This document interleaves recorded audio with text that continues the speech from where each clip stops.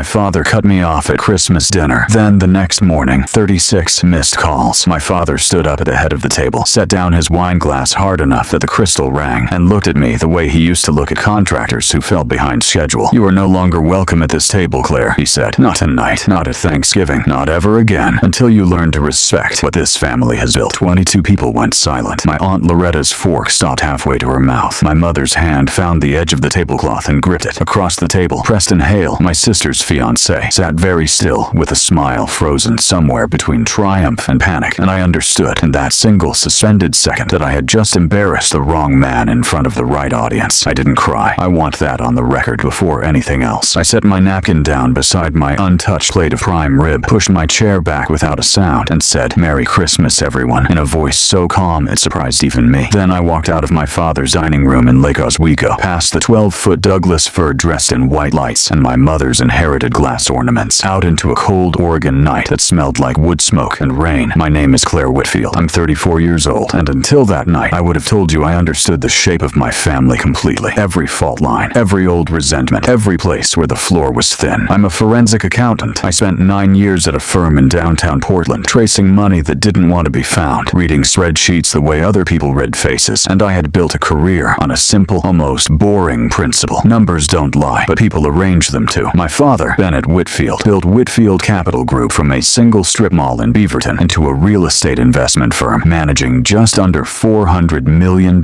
in client assets. He is 68 years old, still broad-shouldered, still wears a Rolex date, just his own father gave him in 1981, and still believes that loyalty is measured in silence. He raised my sister Meredith and me to be polished, capable, and quiet about the things that made him uncomfortable. Meredith learned the lesson well. I never did. Preston Hale came into our lives 18 months earlier, engaged to Meredith after a 6-month courtship that moved fast, even by my father's competitive standards. He was 31, handsome in the deliberate way of men who practice their expressions in mirrors, and he ran something he called a private real estate income fund out of a glass office on the 23rd floor of the Fox Tower. My father adored him instantly. Preston called him Sir without irony, remembered his golf handicap, and had, within 4 months, convinced 11 of my father's oldest friends to invest a combined $2.1 million into his fund. I had questions from the beginning, not because I disliked Preston, though I didn't particularly, but because the fund's marketing deck used language I recognized from a fraud seminar I'd sat through the year before. Guaranteed returns, quarterly distributions regardless of market performance, and a management structure so opaque it took me 40 minutes just to identify who actually controlled the underlying assets. I mentioned this to my father in March, gently, over coffee at his office. He told me I was jealous of Preston's success and that not everyone needed a Big Four audit trail to be trustworthy. I let it go. I shouldn't have. By November, a compliance officer I'd known since business school, a woman named Dana Okafor, who worked at the custodian bank handling Preston's fund, reached out to me privately, off the record, because she knew what I did for a living, and she was worried. She couldn't share documents, she told me, but she could tell me that new investor deposits were being used to pay distributions to earlier investors, the oldest trick in finance. Dressed up in a $200 tie, I sat with that information for 6 weeks, trying to decide what I owed my family versus what I owed the truth, and I decided, finally, that Christmas dinner was not the place to detonate it. Preston decided otherwise. There's no such thing as a guaranteed 12% return in real estate income funds, Preston. Not without leverage that would violate your own offering documents. Which one is it? He stood up during dessert, tapped his glass, and announced a new fund offering, an even larger one, this time with my father's personal retirement account already committed as the anchor investment. $412,000, he said proudly, like it was a wedding gift. He used the phrase, guaranteed 12% annual return, no exceptions, and something in me, trained over 9 years to hear exactly that kind of sentence as a siren, simply could not stay silent. The table went quiet the way a room goes quiet right before a car accident, that half second of pure suspended dread. Preston's jaw tightened. My father's face went the color of the tablecloth, and Meredith, my sister, looked at me like I had just set fire to her wedding. That was when my father stood up. That was when he told me I was no longer welcome at his table. That was when I walked out into the December cold, drove 40 minutes back to my apartment in the Pearl District with my hand steady on the wheel and my chest hollow in a way I didn't have a name for yet, and went to bed without eating. I turned my phone off that night. I didn't want to see my mother's texts, or Meredith's, or the silence from my father that would have been worse than any of it. I turned it back on at 7 the next morning, still in bed, still in yesterday's sweater, and watched the screen light up with 36 missed calls. 14 from my mother, 9 from Meredith, 6 voice from my father, which was the number that actually frightened me because my father did not call people 6 times. My father called once, left a voicemail if he had to, and expected the world to arrange itself around his schedule. 6 calls from Bennett Whitfield meant something had already gone wrong before I'd even had my coffee. The 7th call came while I was staring at the screen. I answered on the 2nd ring. Claire. His voice was different, smaller. I need you to come to the office now, please. He'd never said please to me in my adult life. Not once that I could remember. I found out the shape of it on the 40-minute drive downtown, in fragments, through half-finished sentences from my mother on speakerphone. At 5:45 that morning, the custodian bank had frozen every account associated with Preston's new fund pending an internal review. By 6:15, 3 of my father's oldest friends had called him directly, panicked because they'd received automated alerts that their distributions had bounced. By 6:40, Preston's cell phone had gone straight to voicemail, and it had stayed there ever since. His office on the 23rd floor of the Fox Tower, according to the building's morning security log, had never been unlocked that day at all. I walked into my father's office at Whitfield Capital Group at 8:15 that morning and found a version of him I had never seen. Not the man who could silence a room with a raised eyebrow, but a man sitting very still behind his desk, with his hands flat on the surface, staring at nothing. His $412,000 and the retirement savings of 11 friends he had personally vouched for, somewhere inside a structure that appeared to have no bottom. I need to know how bad it is, he said when he finally looked at me, and I need someone I trust to tell me the truth, even if it's about me. I could have told him no. Some part of me, the part still raw from the night before, wanted to, but I had spent 9 years learning to separate what I felt from what I knew how to do, and what I knew how to do at that moment was the only thing that could actually help him. I opened my laptop on his conference table and asked for every document he had, wire confirmations, the offering memorandum, bank statements, anything Preston had ever emailed him. It took 11 hours. I traced fund flows the way I'd been trained to, following the money instead of the story it was wearing, and by 9 that night, the structure was clear enough to put in a single sentence. Preston Hale had raised roughly $6.8 million across 2 funds over 18 months and used new investor deposits to fund distributions to earlier investors while diverting approximately $1.9 million into personal accounts, a leased Ferrari, a downtown condominium, and a shell company registered to his sister in Scottsdale. My father read the summary I printed for him twice. Then he set it down, and for the second time in 24 hours, I watched him do something I had never seen him do. He put his face in his hands. I told you to be quiet, he said, muffled, not looking up. At dinner, I told you that you embarrassed him. You were the only person in that room who was right. I didn't say I told you so. I have thought about that moment many times since, and I still believe silence was the correct choice. Some victories don't need to be spoken out loud to be real. Some victories don't need to be spoken out loud to be real. What followed took 4 months, and I was present for almost all of it, not as a daughter trying to save her father's dignity, but as the forensic accountant who had already mapped the terrain. We filed with the Oregon Division of Financial Regulation the following morning. I sat across from an FBI financial crimes agent named Rosa Delgado 3 separate times, walking her through wire logs and shell entities, because I was, by that point, the only person alive who understood the full architecture of what Preston had built. Dana Okafor, the compliance officer who had warned me in November, testified as well, and told investigators she had tried to raise concerns internally at her bank for weeks before anyone listened. Preston was found 9 days later in a rented condominium in Scottsdale, 2 miles from his sister's shell company address, with a suitcase already packed. He was charged with wire fraud and securities fraud in the District of Oregon. Meredith did not defend him, not after the 2nd week, once she'd seen the account statements herself. The Ferrari lease, a jewelry purchase time-stamped 3 days after he'd told her they were reinvesting for their future. She moved back into our parents' guest house in February and has not mentioned his name to me since, though I know from my mother that she writes him letters she never sends. Working through something I don't think has a clean endpoint, my father recovered 81 cents on every dollar of his $412,000. Once the receivership completed its clawback of Preston's remaining assets, 9 of his 11 friends recovered a similar percentage. 2 did not, and my father, without being asked, made up the difference himself, quietly, through a private transfer that Patricia, his estate attorney, drew up without a single word of publicity attached. He rewrote his trust in March. I found out by accident, reading a document he asked me to review for numerical accuracy, that he had restored my full standing in the family trust, the same standing he had erased over a Christmas dinner, and added a clause naming me as financial trustee, not Meredith, not himself, in the event anything happened to him. I asked him why. He said it was the only decision in 18 months he was completely certain about. We had dinner together 6 weeks ago, just the 2 of us, at a small restaurant on Northwest 23rd that has nothing to do with crystal glasses or 12-foot Christmas trees. He ordered wine and didn't finish it. He told me, somewhere between the appetizer supervisor and the check that he had spent 68 years believing that protecting the family meant protecting its comfort, keeping the table smooth, keeping the silence intact, and that it had taken almost losing everything to understand that the two things were never actually the same. I still carry my grandfather's fountain pen in my bag, the one he used to sign every honest contract he ever wrote in 40 years of building this family's first real estate ventures, the one my father gave me the day I passed my CPA exam. I used it to sign the final receivership report Rosa Delgado's office filed in April. I think about that sometimes, how the same pen that once felt like a family heirloom now feels like a small, quiet insistence that some things are worth writing down correctly, even when the truth costs you a seat at the table. Especially then. My father cut me off at Christmas dinner because I refused to let a lie sit comfortably in a warm room. 36 missed calls later, I learned that being right isn't always about being believed immediately. Sometimes it's about being the only person still standing with the receipts when everyone else finally has to look.